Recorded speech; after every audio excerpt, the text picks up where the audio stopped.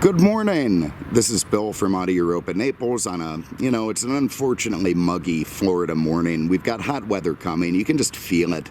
It's definitely been hotter than usual already. It's not getting any better. And the nasty, thick, foggy soup is on the way. July is just around the corner.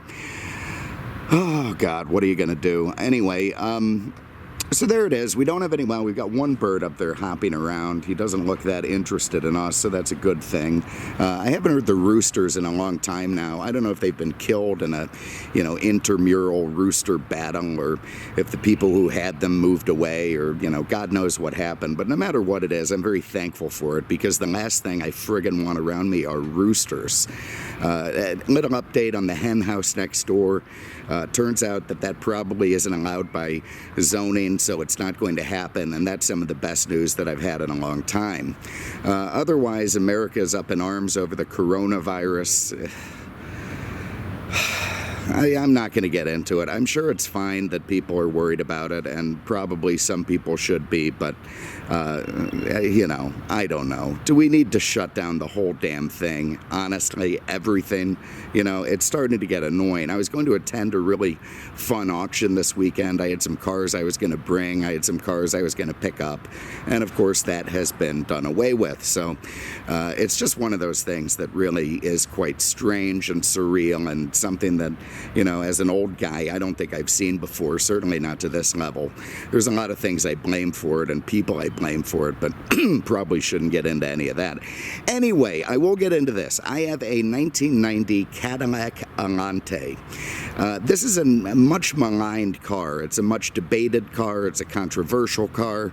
There is a diehard sect of Allante supporters. There is a diehard sect of Allante detractors. They're constantly doing battle, and frankly, the car doesn't deserve it. I mean, it really doesn't deserve it. The car deserved, I tell you what the car did deserve, was a champion, and that's what the car never had, and that's probably why we're where we are today with it, but we'll get into all of that. So this came out in 1986 as a 1987 model, and it was a complete departure for Cadillac. They had decided at a certain point that they needed a halo car, something to really define the brand, to bring it to the next level, to take it to the Europeans who were taking their market share. And, in some lost subcommittee somewhere, they came up with the idea of building this car. And they did. Oh, look at that. I think the hood is half open. Let me address that before we do anything. That's going to make me crazy. If you're going to close the hood all the way. Anyway, so some little subcommittee somewhere down the ranks at GM said, hey, Cadillac needs a real fancy piece to compete with the Europeans. And, that made its way up to the top brass. The top brass eventually agreed, and the idea of the Cadillac Allante was born. And they decided to make it an open-top two-seat roadster, which, again, is sort of a departure for Cadillac. Not a lot of two-seaters in their history. They decided they wanted to give it Italian styling, and boy, did they. They took that to another level. And they decided that it should really be on par with the Mercedes and BMWs of the time, both in terms of quality, design, looks, and price. And, of course, all of that came true. Now, here's the most fascinating fact about the Cadillac Allante, is they decided to have Pininfarina of Turin, Italy, do the design, and eventually they decided to have them actually build the body.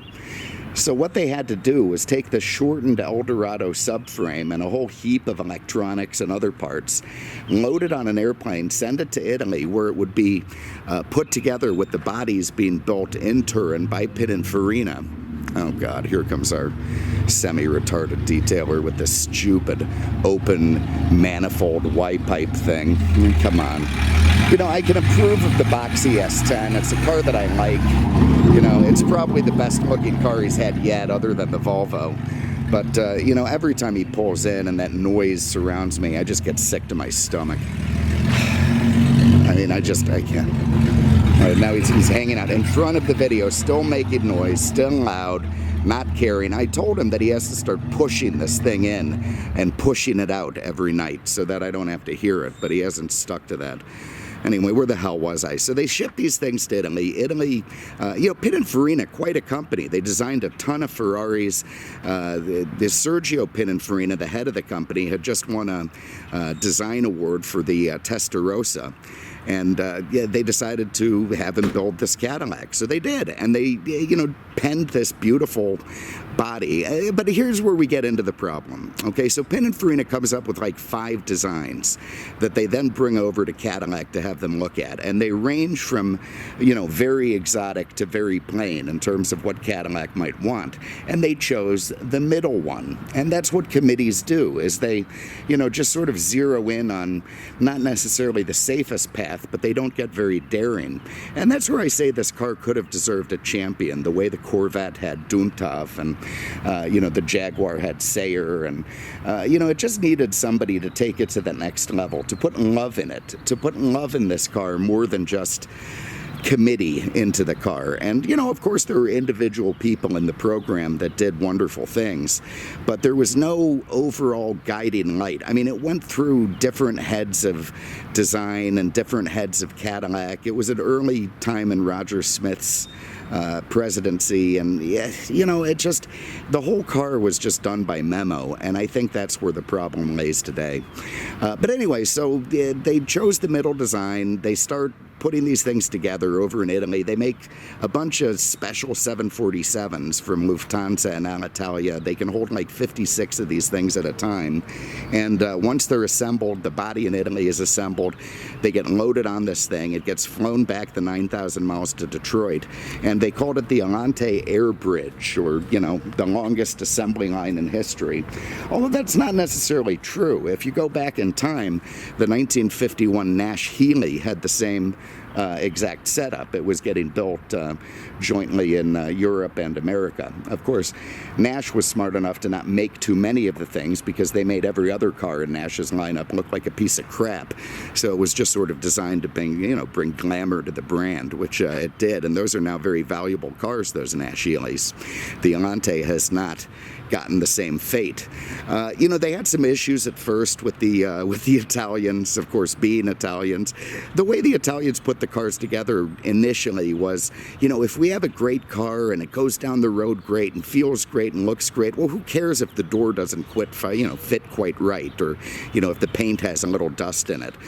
So Cadillac sent a team over there to get those guys together, which they did. I mean, they put together, this car was light years beyond anything else that GM was putting together at the time. Light years. The quality control, the fit and finish, the content, it all was so far beyond any other GM car. And as such, had a price tag to boot. This thing cost even in '87, it was like 54 grand, which today translates to about $120,000. So that is not your traditional Cadillac buyer at the time. They were also very ambitious about how many they'd sell. They predicted about 8,000, and that's about half of the luxury convertible market in America that was being, pretty heavily taken up by Mercedes with the 107 SL. And by Jaguar with the XJS. So I don't know what committee came up with the idea that they were going to fly these things to Italy and back, put a $120,000 price tag on them, and sell the hell out of them. But, they really did need to do some reappraisal. The design, to me, is not at all controversial. And when I look at it now, when I see the Pininfarina badge on the fender, when I see the rather beautiful Aero-looking alloy wheels, this car looks fresh. It looks very fresh and very... you have to keep in mind, in '85, Cadillac had the Cimarron, okay? That is what was running around at the time. Look at this thing in comparison. You pull up somewhere now, people have forgotten about this car. They don't really know what it is anymore. And for all they know, it could be something built just a couple of years ago. It has that sort of look to it. The hood and trunk are aluminum. The rest of the body is steel. It has a very advanced suspension for the time. Double wishbone up front, transverse leaf in the back, Corvette style. Four-wheel independent. It had third generation Bosch ABS brakes. And under the hood, you get into more of the controversy. So I tell you what, let's just start getting into this car. We're going to start under the hood this time, changing it up. What the hell? There's a release down there. So when this thing came out in 1986, they used the HT4100, which was a very disappointing engine. It put out about 170 horsepower, not very torquey. They did add some stuff to it to give it extra oomph and maybe a little bit more quality control. Like every car, when it was finished, it went for 48 hours on the dyno and then was taken on a 25-mile test drive to make sure the engine was tightened together. And that's all fine and good, but I mean, if the engine kind of sucks to begin with, then it really doesn't matter. They also decided, of course, because it's on an Eldorado platform, to make it front-wheel drive. And I think that's another big factor in what hurt the Allante. When you're getting into this high-end, you know, super expensive luxury roadster type thing, I think people expect them to be more traditional and rear drive cars. The front wheel drive thing just didn't do it for Cadillac. A couple years later, they bumped it up. This is now the 4.5, like in this one. It got a little over 200 horsepower, much more torquey, much more responsive, and is a fantastically good engine, you know, pushrod style, very reliable, very smooth. For 93, they put in the all-new Northstar 32-valve V8, which on paper and in practice was really a fantastic engine. You're now talking about 295 horsepower. It brought the 0 to 60 times down into the 6-second range, made it much faster, made it a world-class performer on par with the cars it was going up against. But it wasn't enough to keep the whole thing going.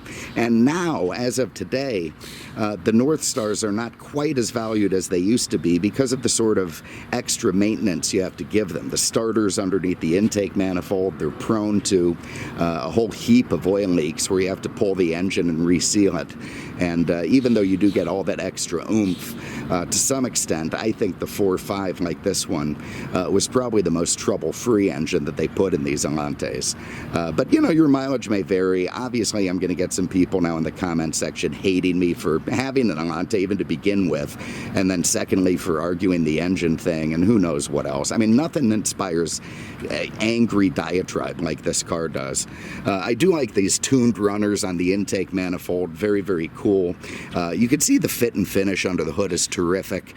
They set this up so that, you know, your average 85-year-old buyer could do his own maintenance, which obviously is something that's not going to happen. And anyway, just very nice and proper under there. One of the reasons these cars survived in, you know, pretty strong numbers is, first of all, they cost a ton. Secondly, it was mostly retired guys who owned them and looked after them. And that's why for many years they've sort of managed to be around. Beautiful fit and finish inside the trunk. And again, this is the sort of stuff that gave it its giant price tag. Beautiful carpet, unlike any other GM car at the time, which always used crap.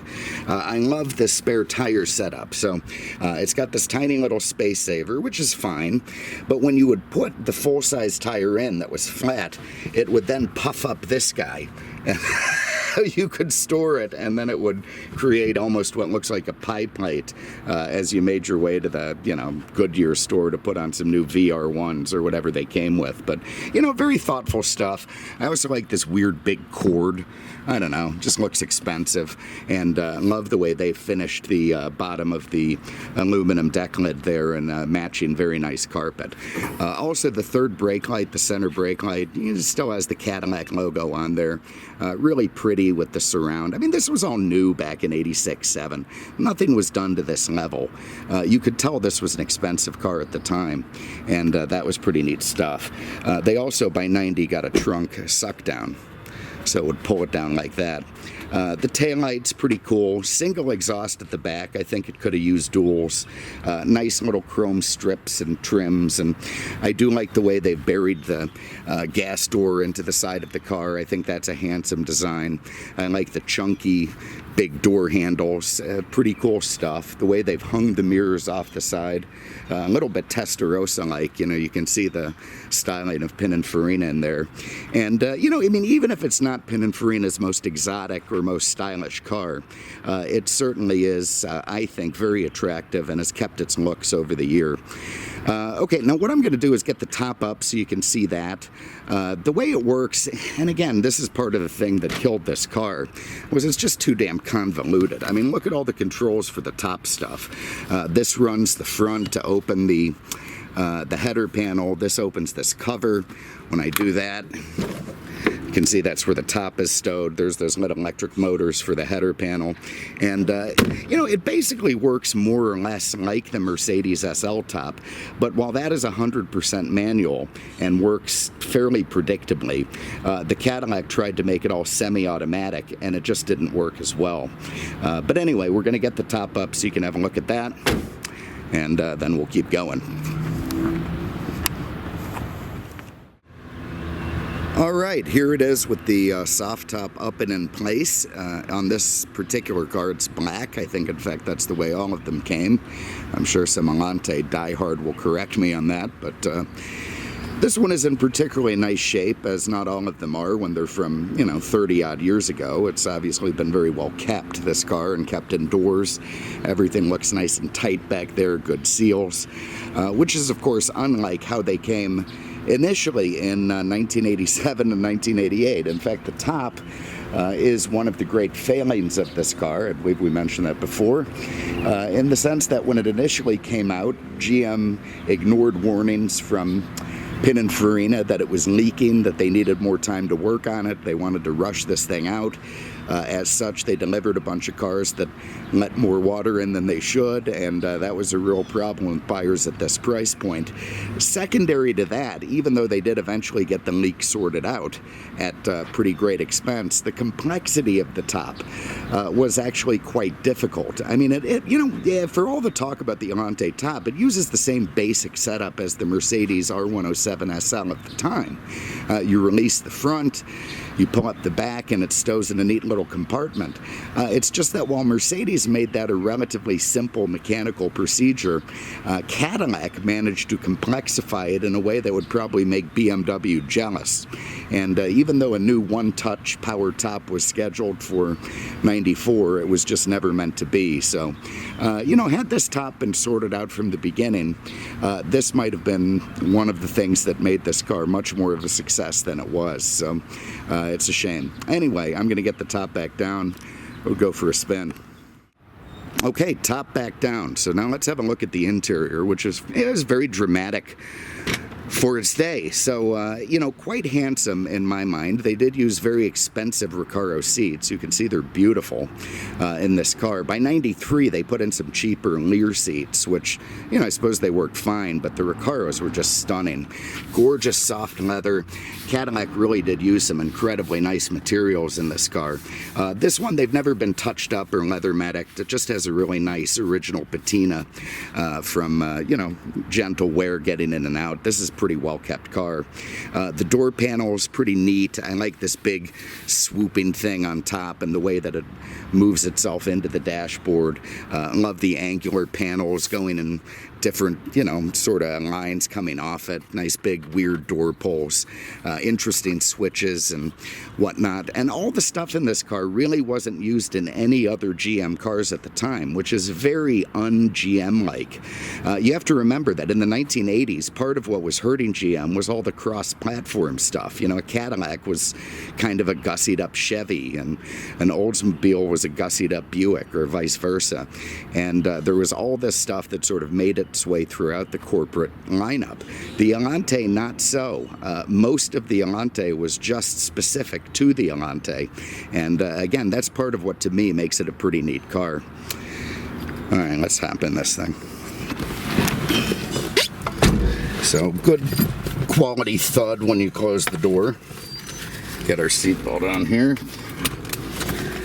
Find the keys. We have the pass key by this point with a little chip in it. Let's fire it up, and you can see this. Very, very nice. And there's the self-test. We've got the digital dash, which by this point was optional, although most people did it. I sound like change engine oil.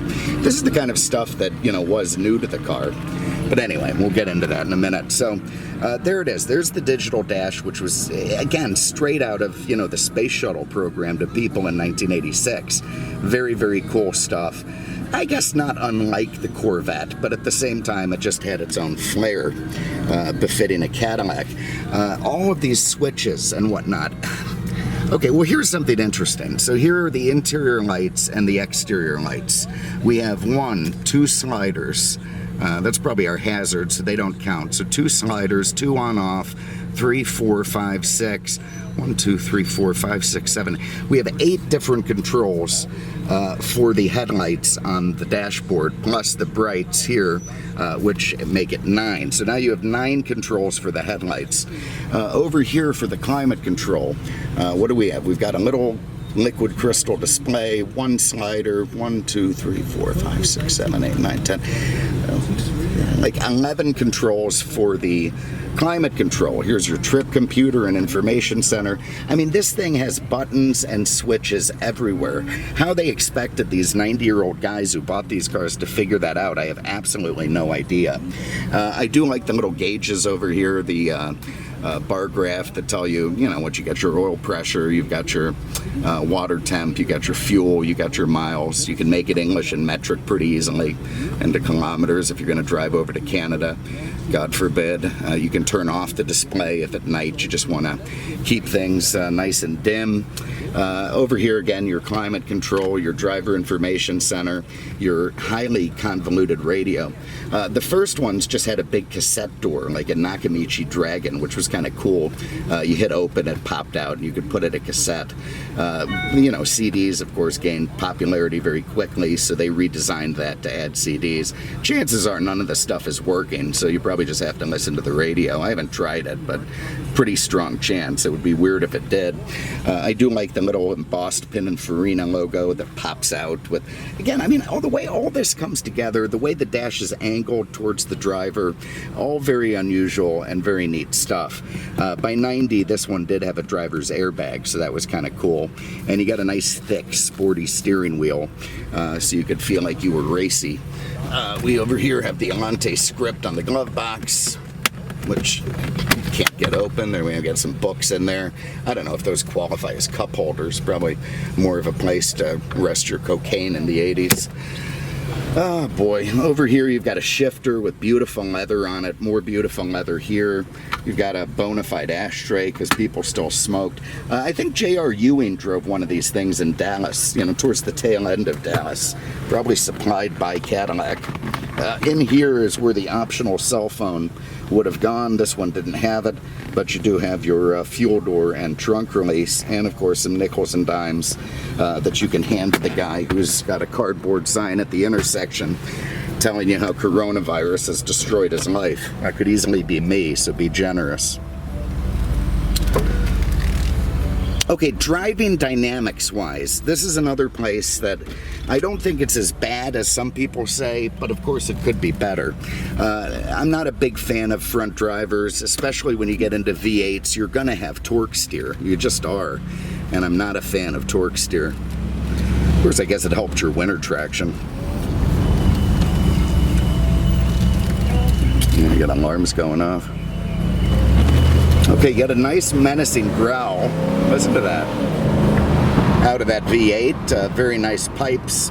They gave you a little torque steer, but not bad. I certainly felt worse, but of course that was about not even half throttle. It goes down the road.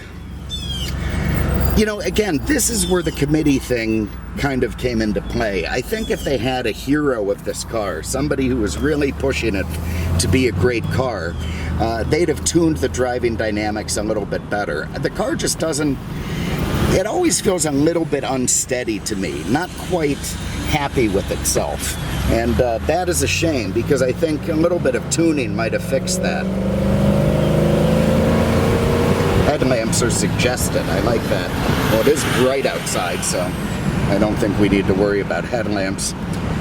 But anyway, it goes down the road fine. It has nice design that keeps it nice and quiet inside. You don't get all kinds of wind buffeting. Cadillac, in fact, advertised that at highway speeds you'd be able to have a normal conversation, which theoretically we are now, even if we're not quite at highway speeds. So that was true to their word.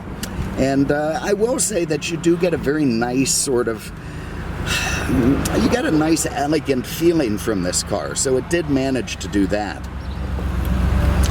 But, you know, the nice, elegant feeling also came from the Mercedes-Benz or the Jaguar XJS. And for the same money, you got rear-wheel drive and maybe a little bit more panache at the country club. Yeah, but that's nice. You know, that's a nice torquey feel from that V8. Yeah, sorry about the glare. So, okay, well, here's the thing. Here's why I like the Allante and why I would have one and own one, certainly if I had a car collection. Number one, they're cheap. For a really nice example, low mileage, it's cheap. I mean, you can put one of these things in your collection for next to nothing, and that's a pretty cool feeling for a car that, again, is better traveled than most global citizens. This thing was on 747s, for God's sake. So you got that going for you. Number two, it's a two-seater, it's a convertible, it's a V8. It has a Pininfarina badge on the side, just like a Ferrari would, and has an incredibly cool story. Very, very quirky. And to some extent, it's a forgotten car. You know, if everybody knew it 15 years ago, not nearly so many people know it today. And that makes it, again, something a little bit outside the box that I find appealing. God, the sun is deathly, absolutely deathly. So there it is. So, I mean, you could drive this thing. People wonder what it is. You didn't put a lot of money in it. It's got an incredible story. V8 powered, open top. You know, in many ways, there's just a lot to like about this car. And I think it's a shame that there's so many detractors for it. Let's get out of this glare. It deserves better. It really does deserve better. It's got such a neat story, this car. So anyway, there it is. This is a 1990 Cadillac Allante Roadster. This one's finished in red with graphite and black inside. Really pretty car. It's for sale at the dealership. If it's something you want to talk about, give Marty a call, 239-298-8000, on the web at aenaples.com. As we pull in here, there's a much more successful Cadillac two-seat Roadster, and that was the XLR, which, you know, was more or less the Allante concept, and in fact headed up by the same guy who headed up the Allante project. But Cadillac did better with that. I wonder if it's because it was rear drive, probably. So there it is. I appreciate you guys having a look. We will have a fun one tomorrow. I think I've got an old Chevy Berlinetta Camaro, so that should be fun. And we'll see you then. Take care.